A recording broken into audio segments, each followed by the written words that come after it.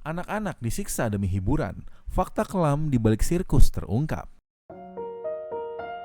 Pernah nonton sirkus dan terpukau lihat anak-anak beraksi memukau? Tapi gimana kalau di balik tawa penonton mereka justru hidup dalam penyiksaan? Kisah kelam ini akhirnya muncul ke permukaan setelah puluhan tahun. 11 mantan pemain sirkus Oriental Circus Indonesia akhirnya angkat bicara.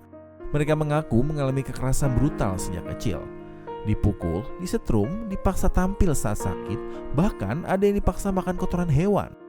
Semua ini terjadi sejak mereka masih anak-anak. Ada yang mulai dipaksa tampil sejak usia 5 tahun. Disetrumin, Pak. Di badan saya, kambing saya disetrumin sampai saya jatuh lemes. Menurut Direktur Eksekutif Amnesty International Indonesia, Usman Hamid, ini momen penting untuk menuntut keadilan atas dugaan pelanggaran HAM berat. Usman mendesak Komisi 3 untuk memanggil Kapolri dan meminta kasus ini dibuka kembali. Karena dulu kasus ini pernah ditangani tapi dihentikan alias SP3.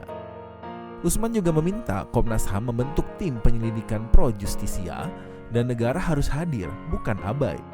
Korban butuh pemulihan secara hukum, psikologis, dan sosial. Ia menegaskan ini bukti nyata kelalaian negara dalam melindungi warganya dari eksploitasi. Sementara itu, Wakil Ketua Komisi 3 DPR Ahmad Syahroni justru mendorong penyelesaian kasus ini secara kekeluargaan. Alasannya, hukum mungkin terkendala kadaluarsa. Padahal korban butuh lebih dari sekedar maaf, mereka butuh keadilan. Bayangkan, anak-anak disiksa demi pertunjukan dan negara diam. Apakah ini adil? Apakah kita akan membiarkan pelaku lolos hanya karena waktu berlalu? Bagaimana tanggapan kalian tentang hal ini?